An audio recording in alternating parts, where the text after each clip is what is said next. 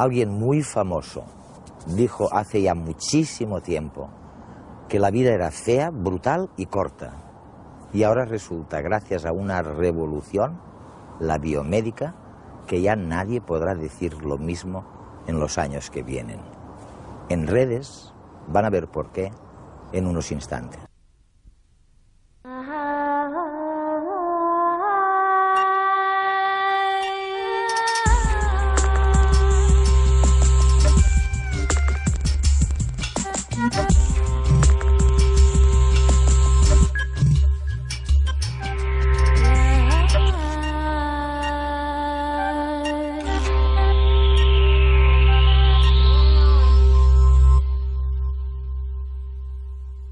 La vida de la condición humana ha sido fea, brutal y corta. Eso dijo uno de los pensadores ingleses más grandes de su historia. Y es que, en realidad, hace apenas 200 años que hemos vuelto a alcanzar la altura que tenían nuestros antepasados, los Cro-Magnon, hace 25.000 años. ¿Y cuál fue la culpa de esta debacle? Básicamente la ignorancia. Es verdad que no sabíamos por qué brillaban las estrellas, pero es que tampoco sabíamos lo que eran las vitaminas ni qué vitaminas necesitamos para sobrevivir. Ni sabíamos nada de las células madre, ni de la genética, ni de todo aquello que ahora nos permite por primera vez abordar el envejecimiento y el alargamiento de la esperanza de vida.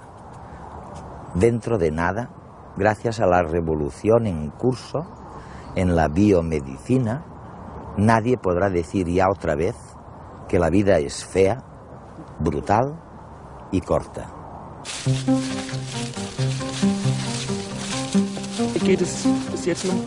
Afortunadamente aún estoy bien, pero algún día tendré que comenzar el tratamiento y empezaré a tomar antirretrovirales. Carmen es seropositiva. Se contagió durante una relación sexual cuando tenía 19 años. Como ella, 40 millones de personas están infectadas con el virus del SIDA en el mundo. En España, unas 200.000. Cada año se diagnostican 4 millones de nuevos casos. Desde hace más de 20 años, varios laboratorios del mundo trabajan con distintos prototipos para desarrollar una vacuna segura y eficaz frente al SIDA. Uno de ellos está en el Hospital Clínic de Barcelona. Tras probar varias estrategias, el equipo que dirige Josep María Gatell se ha decantado por las células dendríticas. El hecho de utilizar las células dendríticas es porque las células dendríticas juegan un papel muy importante en el desarrollo de nuestros mecanismos de defensa frente a los virus o frente a los microorganismos en general, y en las personas infectadas por el VIH funcionan mal. El procedimiento consiste en extraer células dendríticas sanas de los pacientes, manipularlas en el laboratorio enfrentándolas al virus y después volver a inyectarlas. Estas células dendríticas en el laboratorio reconocen el propio virus del paciente, lo procesan y cuando se vuelven a reinyectar a nivel de los ganglios linfáticos presentarán estos antígenos a los linfocitos T4, que son los que ponen en marcha la reacción inmunitaria, y a partir de aquí pues se potenciará la reacción inmunitaria del paciente frente al virus. El estudio está en fase 1 y los primeros resultados han sido buenos. Ahora quieren ampliarlo con más pacientes y más cantidad de células y virus. Se constató que era un procedimiento totalmente seguro y que tuvo escasísimos o casi ningún tipo de efecto secundario. El sistema de defensas de los pacientes mejoraban de una manera evidente pero transitoria. Gerald Bosch, virólogo del centro GSK en Richensart, coordina a un equipo de genetistas de Bélgica, Francia y el Reino Unido que trabajan también en el diseño de una vacuna frente al SIDA, pero con un enfoque distinto. Nuestra idea es utilizar las propiedades de la vacuna del sarampión para desarrollar una vacuna frente al virus del VIH. Para ello seleccionamos pequeños fragmentos del ADN del virus VIH y los insertamos en el ADN del virus del sarampión. El virus del sarampión que se obtiene con este proceso tiene un ADN y una estructura diferentes del habitual, de modo que el organismo lo reconoce como algo extraño. Si la vacuna funciona, al inyectársela, el paciente desarrollará una fuerte respuesta inmunológica frente al virus del sarampión, incluidas las partes del virus VIH. A partir de ese momento, si la persona entra en contacto con el virus del SIDA, ya tendrá en su cuerpo células específicas capaces de atacarlo.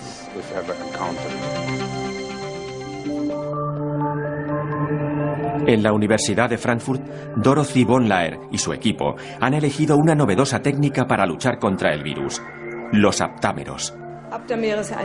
Los aptámeros son pequeños fragmentos de ADN, el mismo material genético del que están hechos nuestros genes. Tienen la capacidad de autoplegarse de una forma muy concreta y bloquear ciertas dianas, como si fueran un tapón. En nuestro caso, la diana es el virus del SIDA.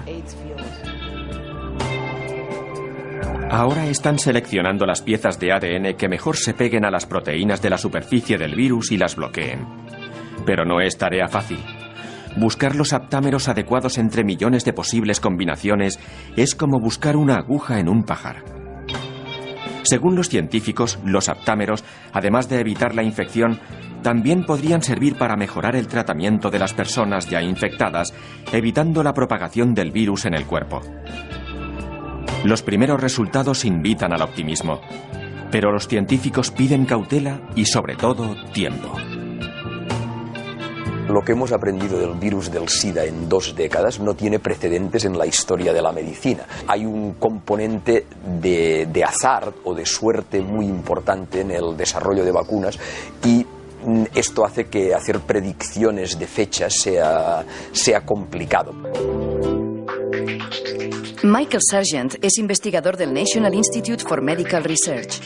En su libro Biomedicina y la condición humana, explora los esfuerzos de la humanidad por mantenerse sana a lo largo de la historia, haciendo un repaso exhaustivo de la ciencia que se ha ido generando alrededor de esta necesidad básica. Has consagrado años de tu vida. Sí. Toda tu vida. Y en este momento, cuando piensas en ello, cuando hablas con amigos, tras ver lo que sucede con las ratas, con las células madre, ¿confías en que estamos a punto de experimentar un cambio fantástico? ¿O crees que será un cambio gradual? Creo que es maravilloso, pero como a muchos científicos, lo que más me apasiona es en realidad el conocimiento y la idea de que podemos hacer algo por el bien de todos. Pero ninguno de nosotros puede hacerlo individualmente. Se trata de una tarea colectiva. Personalmente solo podemos contribuir a una pequeña parte. Incluso las personas más inteligentes contribuyen únicamente a una pequeñísima parte del todo. Los que descubrieron el ADN y su código jamás visualizaron en su vida activa que sería posible utilizarlo así, aunque no fuese hace tanto. Yo era joven cuando se descubrió cómo funcionaba el código del ADN, pero no creo que nadie pensara que tendría las aplicaciones que evidentemente tiene hoy en día. Por eso creo que cuando los científicos se interesan en un problema concreto, no piensan en realidad que tenga una utilidad inmediata. Lo que piensan es que si logran entenderlo bien puede llegar a ser útil. Michael, lo que parece probable es lo que sucedió con los Rockefellers y compañía, ¿no?, a principios de siglo. Es decir, vale la pena invertir muchos esfuerzos y fondos en las ciencias vivas, ¿no? Sí. Hay algunos problemas que piden a gritos una solución, como el problema de la malaria. Se trata de un problema extremadamente difícil. Hay expertos que han estado trabajando para encontrar una vacuna durante 40 o 50 años. Y el problema todavía no está resuelto, ni mucho menos. Sabemos muchísimo sobre la malaria, pero no la comprenderemos del todo hasta que conozcamos el organismo de pe a pa. El VIH es otro problema. Sabemos muchas cosas del VIH, pero seguimos sin saber cómo impedir que actúe. Ahora está muy claro lo que debemos hacer, y mi hija está trabajando en este campo, así que lo sé de primera mano. Pero es un problema dificilísimo y requiere un esfuerzo titánico. Por eso es fantástico que Bill Gates haya decidido financiar muchos estudios en todo el mundo. Y es que realmente es necesario. Este problema debe abordarse desde muchos niveles diferentes. En el pasado, de todas estas cosas se ocupaba el sistema inmunitario. Sí. El sistema inmunitario es realmente misterioso, ¿no? Es tan complejo y refinado. Sí. Parece un cerebro. Sí, ciertamente. Esta analogía es muy buena porque sabemos que hay miles de millones de posibilidades, miles de millones de células con funciones completamente únicas. No se organiza ni mucho menos como un cerebro. Ni siquiera pensaríamos en ello si no supiéramos que lo tenemos, pero sin duda está ahí. Tenemos una especie de biblioteca de células que responderán a los antígenos y que se forman cuando somos muy pequeños, pero siguen respondiendo durante toda nuestra vida. Este sistema es capaz de responder a sustancias químicas que el cuerpo jamás ha visto. Es decir, es increíble. Puede responder a entidades totalmente nuevas. Con respecto a la incidencia del retraso mental, hay una cifra global. No sabemos exactamente la prevalencia del retraso mental en España. Se considera, según la OMS, la Organización Mundial de la Salud, que el retraso mental afecta al 3% de la población en las sociedades occidentales.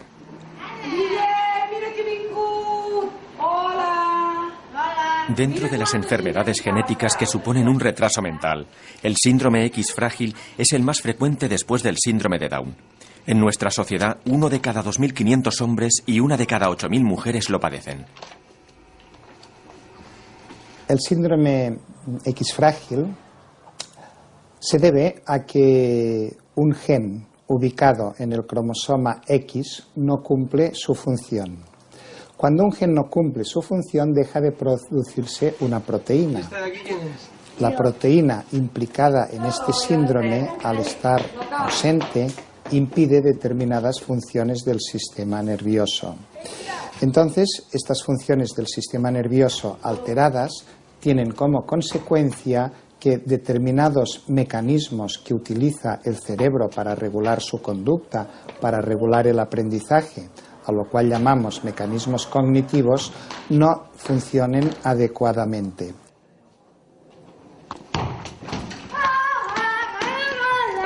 Tradicionalmente, el diagnóstico de los niños con síndrome de Down se ha realizado a partir de los rasgos morfológicos. Pero esto no ocurre en todas las enfermedades genéticas. A Guillem le detectaron el SXF cuando tenía 18 meses. Un análisis genético confirmó lo que su conducta apuntaba. Cuando ves un niño con este síndrome, lo primero que hace es él intenta acercarse a ti. Son niños que les gusta mucho el contacto físico, que son muy sociables, que necesitan esta interacción, pero al mismo tiempo tu respuesta, tu mirada, cuando tú les diriges algún comentario, ellos sienten este impacto de una forma muy intensa. Esto les genera una gran ansiedad y automáticamente el niño rehuye, el niño se tapa los ojos, el niño se gira de espaldas, el niño no puede mantener esta interacción que él había iniciado.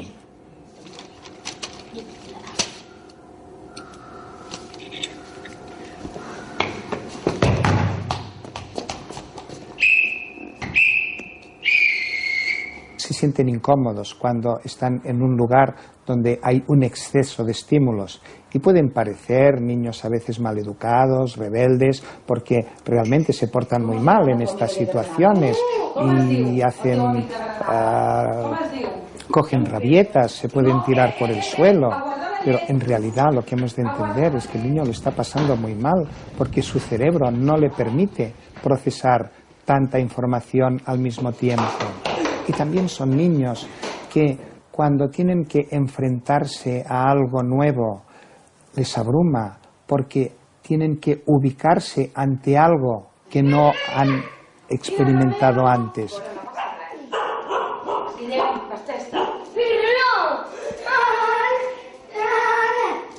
En su cumpleaños estaba en entreno de fútbol y cuando lo fui a recoger pues fue a comprar chupa chups para todos los niños del entreno. Total, yo no le había comentado nada, fallo mío, se lo tenía que haber dicho.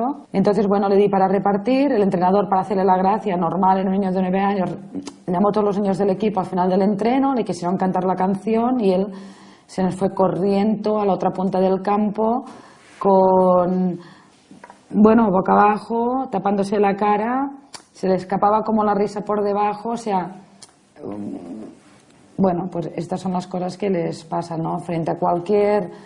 Siempre hay que anticiparles. Y todo anticipando, a veces nos podemos encontrar en esto, en fallos de los padres o en cosas que no has sabido anticipar. Actualmente no hay cura para esta enfermedad. La clave es la detección precoz y estimularlos desde muy pequeños. En ese sentido, la escuela juega un papel muy importante. Hay un debate abierto sobre el tipo de educación que deben recibir.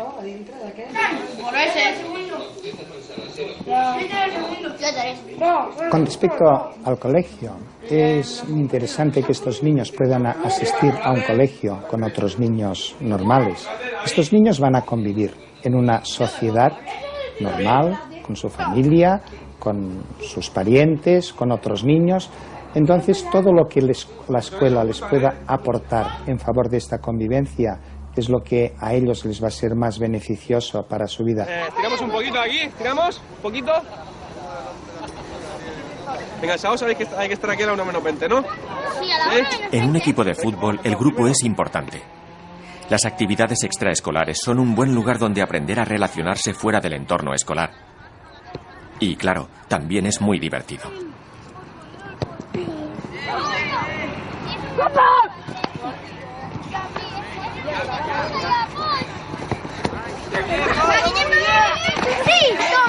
Para Guillem es importante hacer deporte, más en un deporte de grupo, porque, como en cualquier niño X frágil, cualidades que tienen es la gran capacidad de imitación y la gran memoria visual. Entonces, trabajar siempre en equipo, a tener modelo de niño para poder seguir, pues esto es lo que a él le favorece, y seguir pues con niños de su edad, con sus pros, sus contras, y trabajando todos los temas de conducta, sensoriales y todos los temas que ellos tienen alterados. Para él es muy importante la imitación, ¿no? Y la verdad es que es de los porteros de club, o el portero de club que mejor imita, por lo menos a los porteros de primera división, en cuanto a movimientos, lenguaje, expresiones, que además es muy gracioso de verlo en el campo, porque ves a un niño muy pequeño y utilizando expresiones de un portero de primera división, que además no son propias, vamos, de niños de su edad, seguro que no. Integración y estimulación son aspectos básicos en el día a día de Guillem y de todos los afectados por el síndrome X frágil. Mientras, la comunidad científica busca una cura definitiva. La terapia genética, en estos casos, hoy día, yo creo que no hay que crear falsas expectativas. Está a largo plazo. ¿Por qué? Porque el proceso cerebral, todo lo que supone precisamente las implicaciones neuronales, son muy, muy complejas. Por lo tanto, la terapia, el día que llegue, va a ser fundamentalmente farmacogenética, farmacológica y probablemente multivariada. Es decir, como estamos hablando hoy día ya también en cantidad de síndromes genéticos, la medicina a la carta.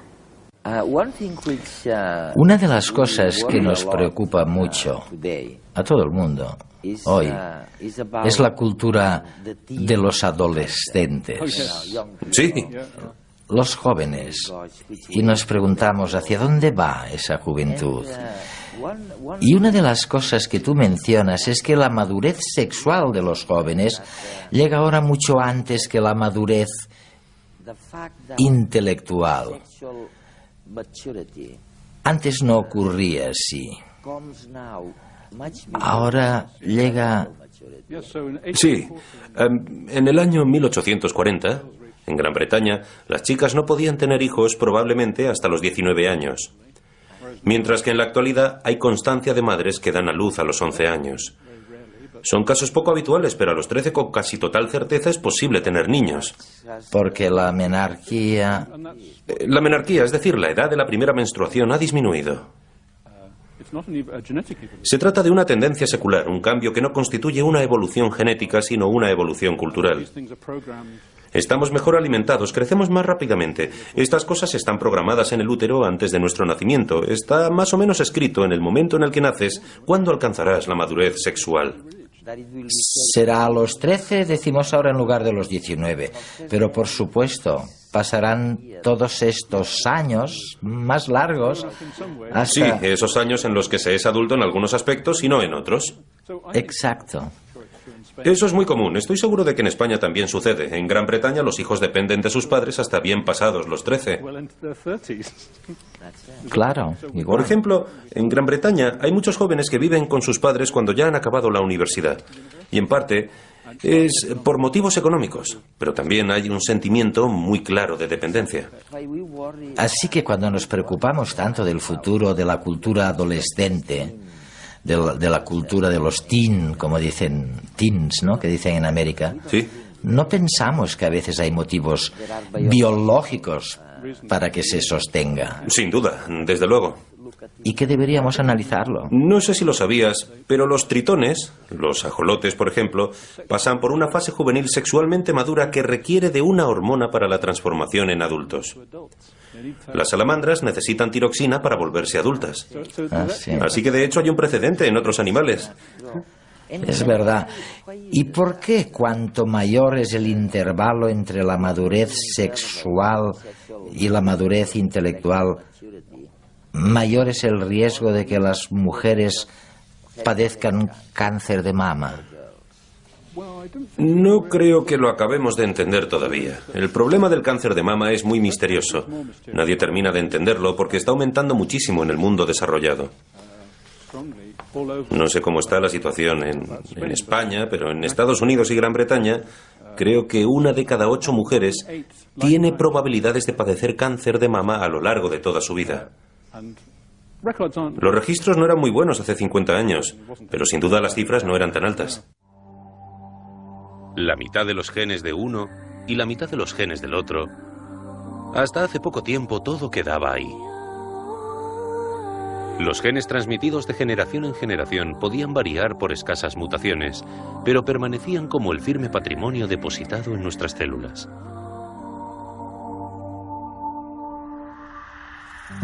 Sin embargo, cada vez abundan más pruebas de que nuestros abuelos nos dejaron algo más que unas secuencias de ADN.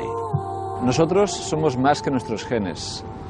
Nuestros genes, esa secuencia de ADN, es solo una parte de la explicación. Hay algo más allá de esa genética y es la epigenética, las modificaciones químicas que se añaden a ese ADN. En el núcleo de nuestras células se encierran los cromosomas, constituidos por largas secuencias de ADN superenroscado y portador de unos 30.000 genes. Un gen puede sufrir una mutación en su secuencia de nucleótidos, pero puede también verse modificado por la adición de pequeñas moléculas de metilo. Una vez fijadas a un fragmento de ADN, actúan como un verdadero interruptor. El gen queda apagado o silenciado. Es importante recordar que la metilación del ADN es un proceso esencial para la vida. Es esencial para muchos procesos biológicos, como el embarazo, el crecimiento y el mismo envejecimiento. Las diferencias entre nosotros a nivel de ADN son mínimas. Quizá la epigenética explica las diferencias que vemos entre individuos y diferencias de enfermedades. Uno de los aspectos en los cuales conocemos mejor la epigenética es a nivel del cáncer. Sabemos que el cáncer es una enfermedad genética, por supuesto, pero al mismo tiempo es una enfermedad epigenética.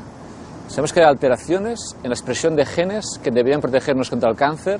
Esta alteración es debida puramente a un mecanismo epigenético. Cuando hablamos de que el cáncer es en cierta forma una enfermedad del ambiente, quiere decir que nuestro ambiente ataca nuestro ADN. Hasta ahora hemos pensado que ese ataque solo afectaba a los genes de forma genética, pero ese ataque a los genes puede ser epigenético, cambiando la metilación del ADN, cambiando la metilación de las histonas. Es bueno saber que, a diferencia de la genética, podemos modular nuestra epigenética con fármacos, de forma más sencilla. Hoy en día tenemos fármacos que reparan en parte los patrones epigenéticos. Y estos fármacos empiezan a usarse ahora para el tratamiento de ciertas formas de leucemia y linfoma. Creo que el futuro de la epigenética es apasionante. La punta de este iceberg del conocimiento en epigenética nos ha venido dada por el cáncer. Sabemos que el cáncer ahora es genético y epigenético. pero empezamos ahora a comprender las bases epigenéticas de enfermedades cardiovasculares como el infarto, de enfermedades neurológicas como Alzheimer y Parkinson. Y esto es un futuro en el cual vale la pena invertir en los próximos años.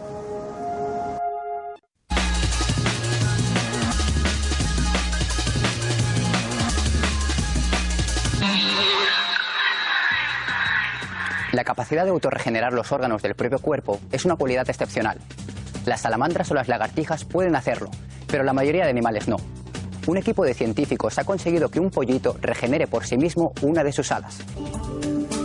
Los científicos del Instituto Salk de Estudios Biológicos, liderados por el español Juan Carlos Ispizúa, han demostrado que la capacidad para reparar partes del propio cuerpo depende de la cascada de señales WNT. Si está activa, tal como sucede en el pez cebra o el ajolote, los animales pueden regenerar sus extremidades. Sin embargo, en la mayoría de los vertebrados esta cascada está inactiva.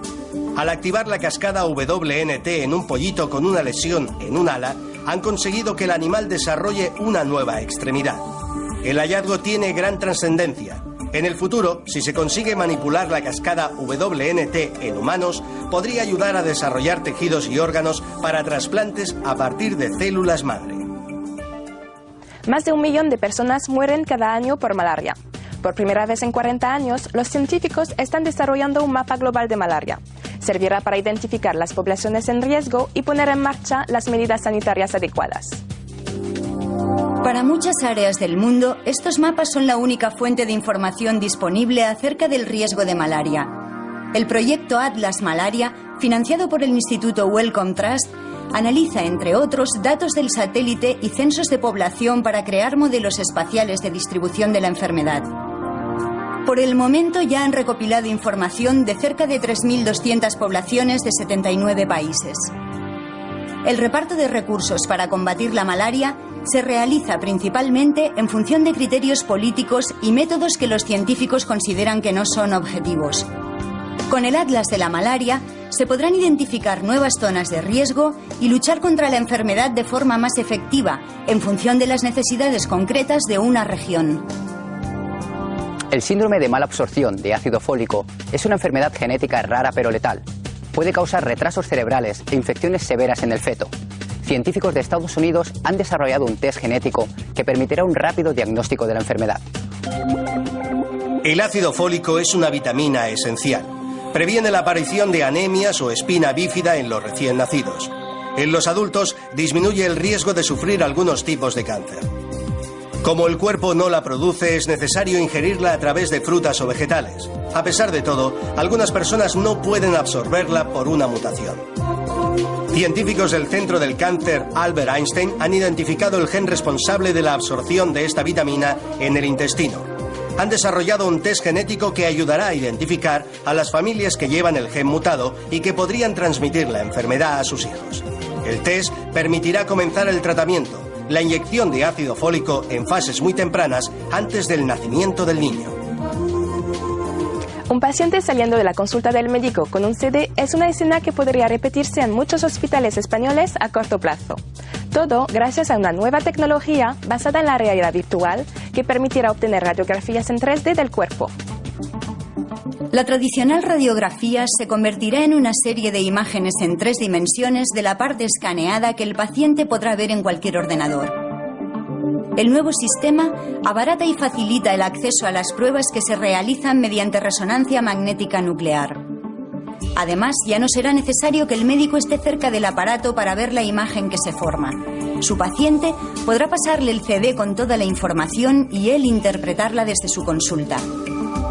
La reproducción tridimensional de partes del organismo tiene muchas aplicaciones clínicas. Entre otros usos, se utiliza para el tratamiento de tumores cancerígenos y traumatismos de los huesos. También permite establecer, antes de una operación, los puntos más adecuados para hacer cortes.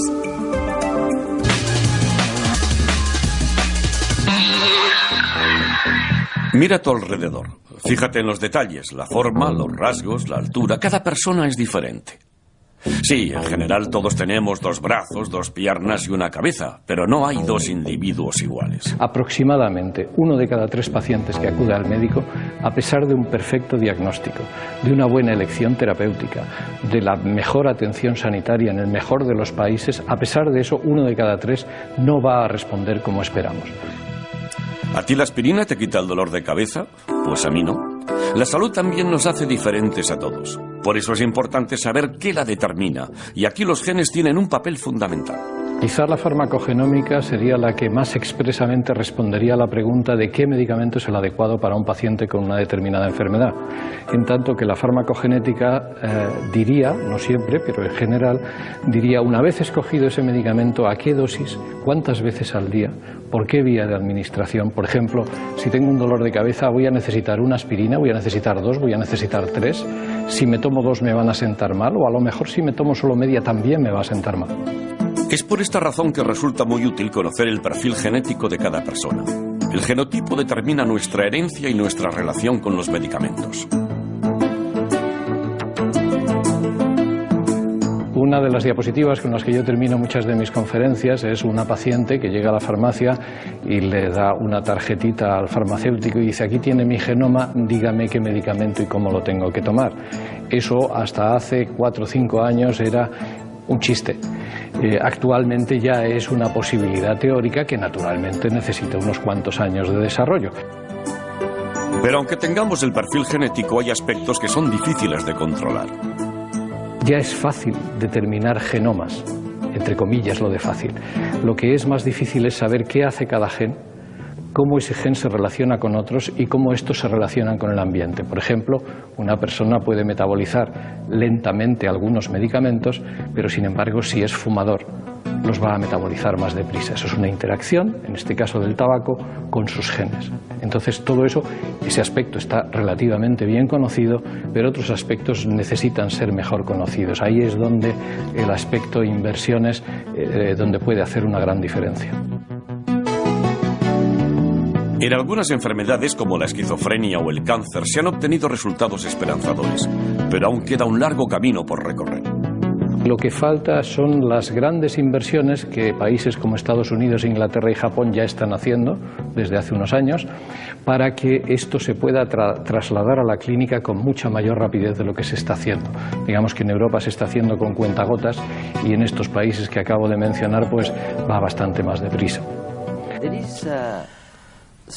Hay algo paradójico que me viene a la cabeza ahora, aunque hay tantas paradojas en la historia de la evolución, pero es fascinante pensar que las probabilidades de que una mujer de 25 años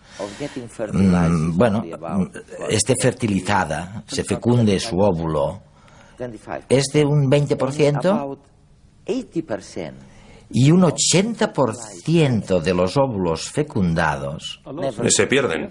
Se pierden. Sí, así es. Y sin embargo hablamos de sobrepoblación. Es asombroso. ¿Cómo ocurre eso? En primer lugar, el ser humano puede tener muchos niños pequeños a la vez. Un primate, un mono, por ejemplo, solo puede tener una cría hasta que ésta está totalmente destetada y crecida. Hasta entonces se suprime la ovulación, mientras que el ser humano ha aprendido a crear familias en las que, por ejemplo, se pueden tener 3 niños menores de 3 años. Es una posibilidad biológica. Sí. Históricamente era la norma. Es uno de los motivos por los que podemos alcanzar una tasa de crecimiento de la población tan grande. Además, el interés en el sexo es tan acusado que nunca hay peligro de quedarse sin posibilidades de tener un bebé.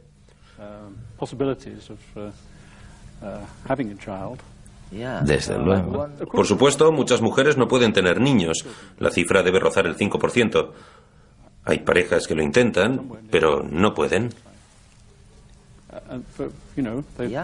Ya. Pero en cualquier caso es increíble pensarlo. Es decir, no sé qué habría pasado si en lugar de que el 80% de los óvulos fecundados no prosperaran, la cifra hubiera sido del 50%. Sí. Tendríamos problemas demográficos mucho más graves. ¿Qué crees? Pues no lo sé. Creo que probablemente no, porque pocas veces en la historia hemos alcanzado tasas de crecimiento demográfico muy altas. En el este de los Estados Unidos, durante los años que siguieron a la Revolución, la tasa de crecimiento era altísima, la población se dobló muy rápidamente. Y en Bangladesh, recientemente, durante los últimos 50 años, la población se ha cuadruplicado en 40 años, lo que significa que el tiempo necesario para doblar la población ha sido solo de 20 años. Esto ha sucedido porque antes muchos niños morían en la primera infancia y ahora se han tomado las medidas suficientes para mantenerlos vivos y la población ha crecido muy rápidamente. Es el problema que seguimos teniendo en el mundo en vías de desarrollo. ¿Quién dijo que los científicos no saben ser periodistas? Sorprendidos a mitad de unas conferencias, Mercedes Pascual de la Universidad de Michigan y Menno Bouma de la Universidad de Londres hablan entre ellos y para nosotros de la relación que existe entre el cambio climático y enfermedades como la malaria. Voy a reunirme con la prensa y tengo unos minutos para explicarles lo que es la malaria. ¿Cuáles son los aspectos más importantes para ti de esta enfermedad? Podrías empezar diciendo que la malaria es una enfermedad causada por un parásito que vive en el cuerpo de las personas y también en el de los mosquitos. Por lo tanto, cuando un mosquito pica a una persona, le transmite la enfermedad. Después, transcurridas unas semanas, esta persona cae enferma y comienza a sufrir ataques continuos de temblores y sudores. Además, si padece una forma maligna de malaria, esta persona puede morir. De hecho, actualmente la malaria provoca de 1 a 2 millones de muertes al año, especialmente en África, donde afecta mayoritariamente a los niños y mujeres embarazadas. Esta enfermedad tiene un terrible impacto sobre la economía y desarrollo del continente. Además, frena el desarrollo de las personas y causa mucho sufrimiento. Por tanto, es una enfermedad muy importante. ¿Podrías darme un ejemplo de cómo el cambio climático puede influir sobre la malaria? Sé que has estado trabajando en Etiopía, por ejemplo. Sí. Yo, en tu lugar, explicaría que el mosquito es un insecto de sangre fría y si aumentan las temperaturas, habrá más mosquitos. Por otro lado, el parásito que vive en su interior se desarrollará más rápido y esto significa que habrá más posibilidades de transmisión entre las personas. Así que es en las zonas montañosas y en el desierto, en estas regiones de transición, donde cabe esperar un mayor impacto del cambio climático. Exacto, porque en estas zonas, donde no suele haber problemas de malaria, las personas no están inmunizadas y por tanto son muy vulnerables a la enfermedad. Por consiguiente, en el momento que vuelva la malaria, muchas personas se enfermarán y muchas morirán. ¿Y me podrías dar un ejemplo específico del efecto que esto ha tenido ya en el caso de la malaria en Etiopía? En Etiopía, las zonas montañosas presentan una alta densidad de población, porque históricamente siempre se han considerado como un lugar seguro donde no hay malaria. Las personas que viven allí creen que están a salvo de la enfermedad. Sin embargo, si aumentan las temperaturas y ascendemos 100 metros por la montaña, las personas que vivan allí padecerán la enfermedad mucho más que antes. Es decir, una ligera variación de las temperaturas puede causar problemas graves de malaria a millones de personas.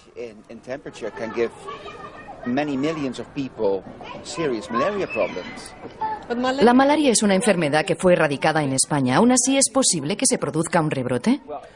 Por suerte, ahora somos un país más rico que antes, y si se tiene dinero suficiente, es muy poco probable que reaparezca la malaria.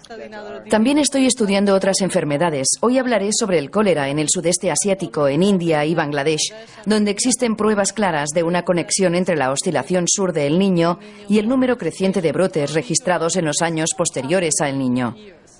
Así que el Niño puede ayudar a predecir la aparición de algunas enfermedades como la de la malaria. Sí, de hecho, en mi ponencia presentaré algunos resultados que demuestran que podemos utilizar estos patrones para realizar determinadas predicciones basadas en el Niño y que nos permitirán prever la aparición de epidemias.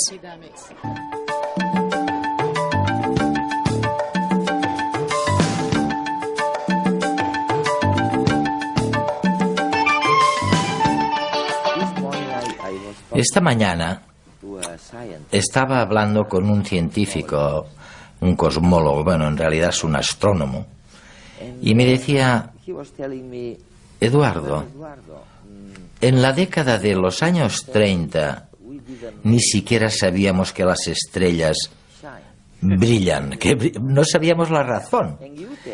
Y tú me dices ahora que en los años 30 no sabíamos que las vitaminas eran necesarias para sobrevivir. Mira, todavía hay muchas cosas sobre las vitaminas que desconocemos. Ahora estamos cayendo en la cuenta de que la vitamina D, que se genera en nuestra piel a partir de la luz solar, constituye un factor importante para el sistema inmunitario. Y que necesitamos cierta cantidad de exposición. Bueno, todo el mundo sabe que es necesaria cierta exposición a la luz solar para obtener vitamina D, pero creo que hasta ahora no nos habíamos percatado de lo importante que es esta vitamina para las defensas contra los microbios.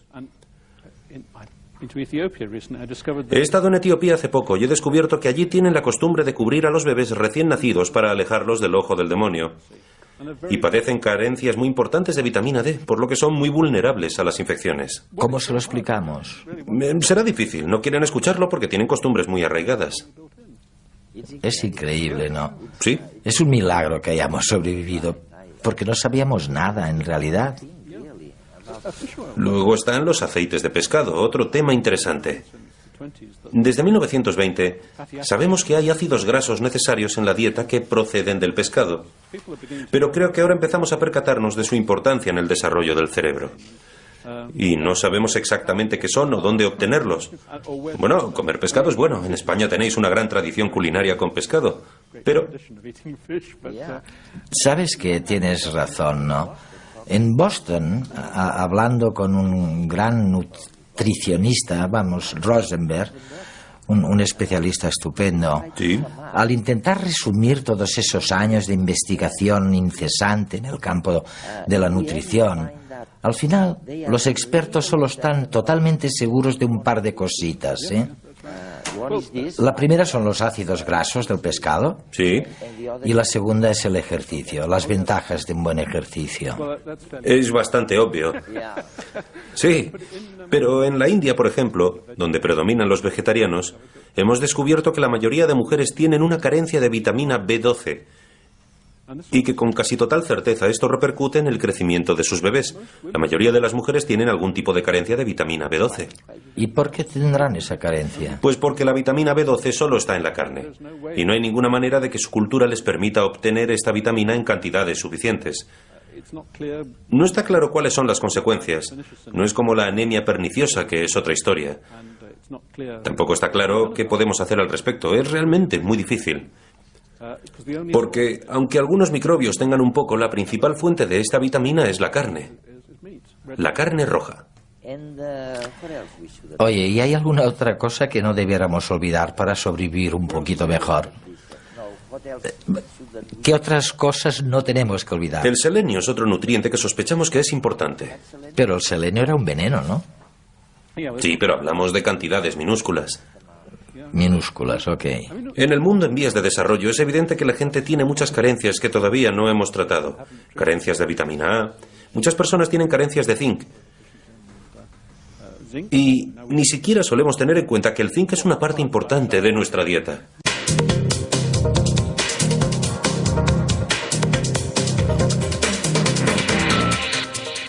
¿Cómo vamos a poder alimentarnos todos, los que vamos a ser dentro de un tiempo, pues 10.000 millones de habitantes en el planeta, con un terreno limitado de cultivo, con un cambio climático que viene, con necesidad de utilizar menos inputs de abonos, de pesticidas, porque sabemos que son nocivos para el medio ambiente, y con una demanda de calidad para una buena alimentación para todos. Yo creo que en esto la biología molecular va a tener mucho que decir, ya está teniendo que decir, y va a tener que decir en el futuro.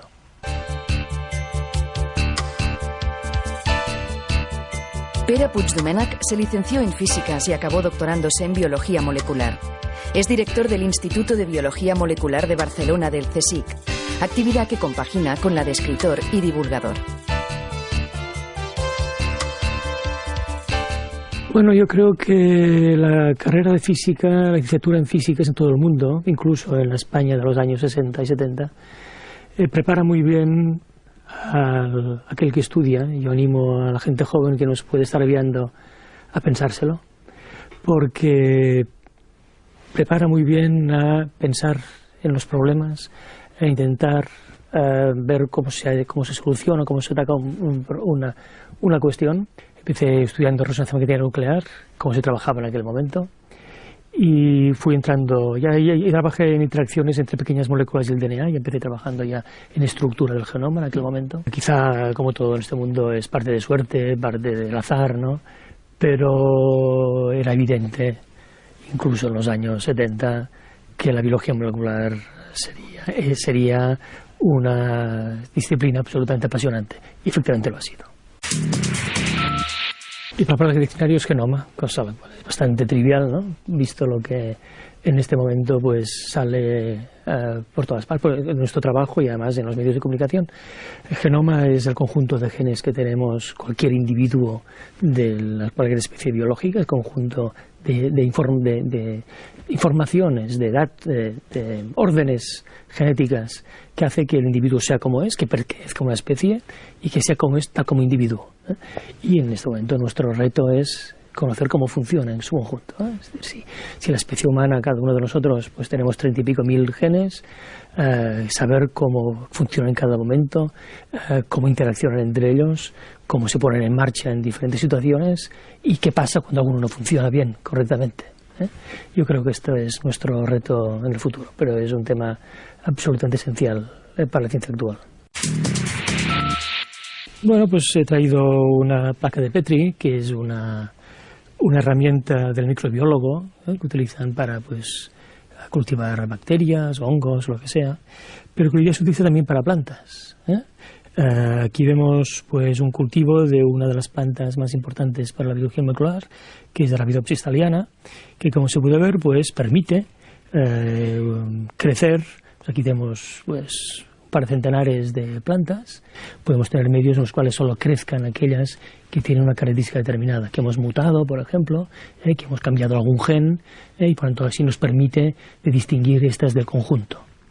Y así extraemos esta y esta después la estudiamos nosotros y podemos detectar cuál es aquel gen que le confiere esas características determinadas. Podemos, por ejemplo, poner aquí un exceso de glucosa, o podemos plantas, por ejemplo, que tengan menos humedad y por tanto buscar aquellas que resisten a ambientes más secos.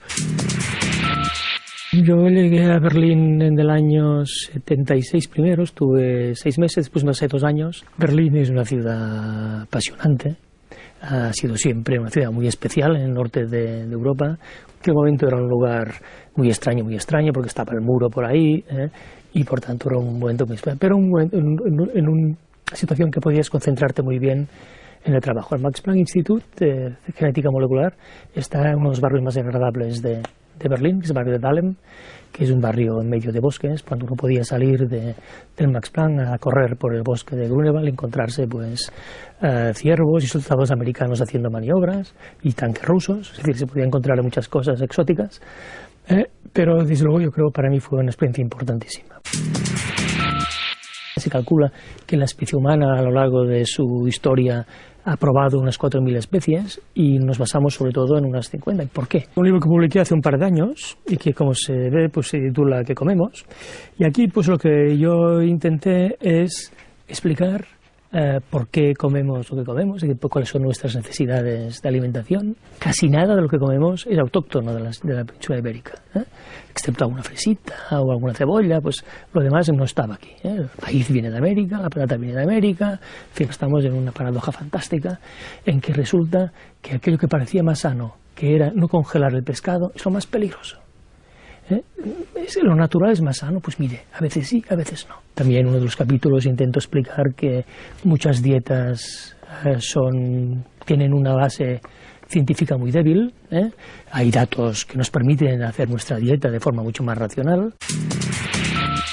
Pues he propuesto un campo de maíz porque me parece que es uno de los ejemplos más esplendorosos de lo que puede hacer la humanidad utilizando su inteligencia. El maíz es una especie que en estado salvaje es muy diferente de lo que nosotros vemos. Es una planta con muchas ramas, tiene una panocha pequeña de 2 o 3 centímetros y cuando la especie humana llegó a México hace 30.000 años se encontró con esta planta y durante todos los miles de años posteriores pues consiguió convertir el maíz en una planta de la cual se alimentó pues la mayor parte de las culturas centroamericanas. Después se ha utilizado la genética, que es una de las plantas en las cuales más intensamente se ha utilizado la genética y por tanto los rendimientos que hay hoy día son incomparablemente superiores a lo que había pues, hace 50 o 60 años, y el maíz es una de las plantas esenciales para nuestra alimentación. El maíz, el arroz, el trigo, la cebada siguen siendo la base de nuestra alimentación y lo serán. Esta mañana he comido un tomate RAF. La gente se piensa que el tomate RAF es una variedad antigua, es una variedad modernísima, creada por mejora genética modernísima. RAF quiere decir resistente a fusario. No es ninguna variedad, es modernísima.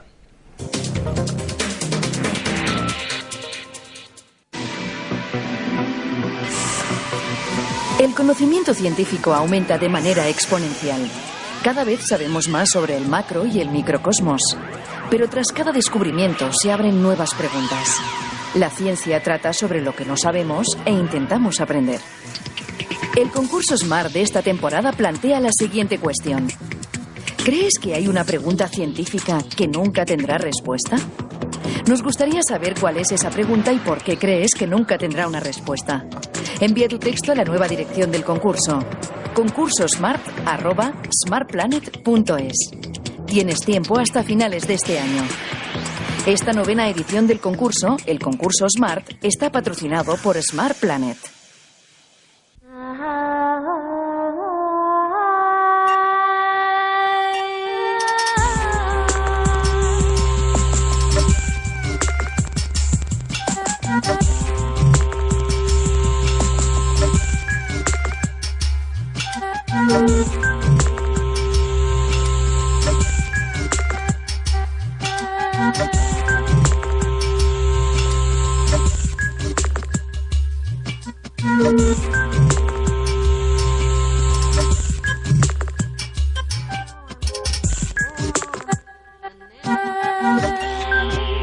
Desde hace más de 20 años, varios laboratorios del mundo trabajan con distintos prototipos para desarrollar una vacuna segura y eficaz frente al SIDA.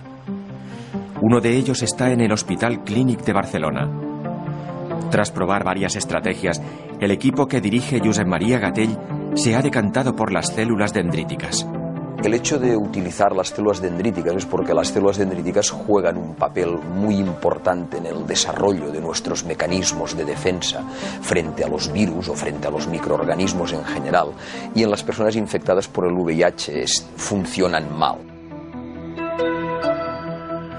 El procedimiento consiste en extraer células dendríticas sanas de los pacientes, manipularlas en el laboratorio enfrentándolas al virus y después volver a inyectarlas. Estas células dendríticas en el laboratorio reconocen el propio virus del paciente, lo procesan y cuando se vuelven a reinyectar a nivel de los ganglios linfáticos presentarán estos antígenos a los linfocitos T4, que son los que ponen en marcha la reacción inmunitaria, y a partir de aquí pues se potenciará la reacción inmunitaria del paciente frente al virus. El estudio está en fase 1 y los primeros resultados han sido buenos. Ahora quieren ampliarlo con más pacientes y más cantidad de células y virus. Se constató que era un procedimiento totalmente seguro y que tuvo escasísimos o casi ningún tipo de efecto secundario. El sistema de defensas de los pacientes mejoraban de una manera evidente pero transitoria. Gerald Bosch, virólogo del centro GSK en Richensart, coordina a un equipo de genetistas de Bélgica, Francia y el Reino Unido que trabajan también en el diseño de una vacuna frente al SIDA, pero con un enfoque distinto. Nuestra idea es utilizar las propiedades de la vacuna del sarampión para desarrollar una vacuna frente al virus del VIH. Para ello seleccionamos pequeños fragmentos del ADN del virus VIH y los insertamos en el ADN del virus del sarampión. El virus del sarampión que se obtiene con este proceso tiene un ADN y una estructura diferentes del habitual, de modo que el organismo lo reconoce como algo extraño.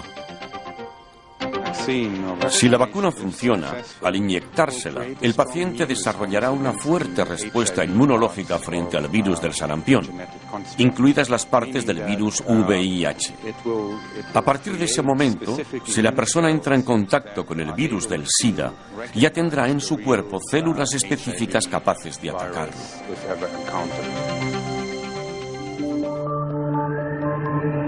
En la Universidad de Frankfurt, Dorothy von Laer y su equipo han elegido una novedosa técnica para luchar contra el virus: los aptámeros.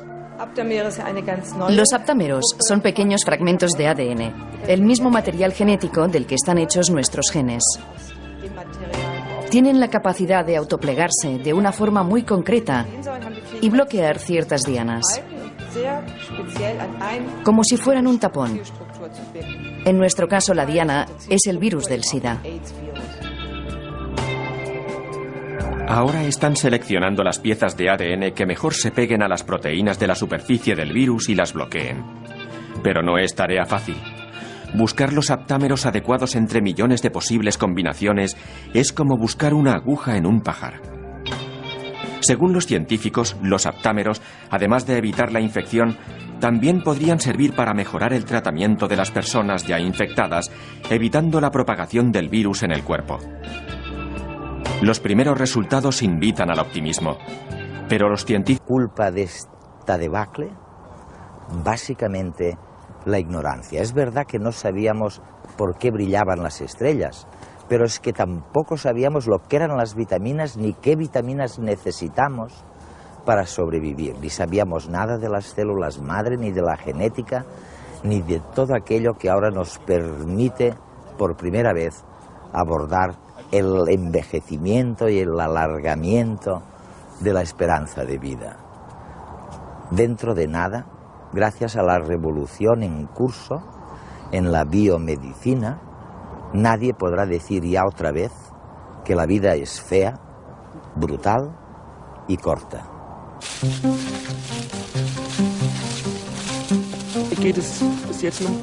Afortunadamente aún estoy bien, pero algún día tendré que comenzar el tratamiento y empezaré a tomar antirretrovirales. Carmen es seropositiva. Se contagió durante una relación sexual cuando tenía 19 años. Como ella, 40 millones de personas están infectadas con el virus del SIDA en el mundo.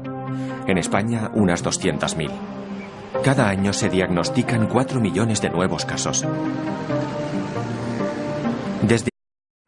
Alguien muy famoso dijo hace ya muchísimo tiempo que la vida era fea, brutal y corta. Y ahora resulta, gracias a una revolución, la biomédica, que ya nadie podrá decir lo mismo en los años que vienen. En redes van a ver por qué en unos instantes.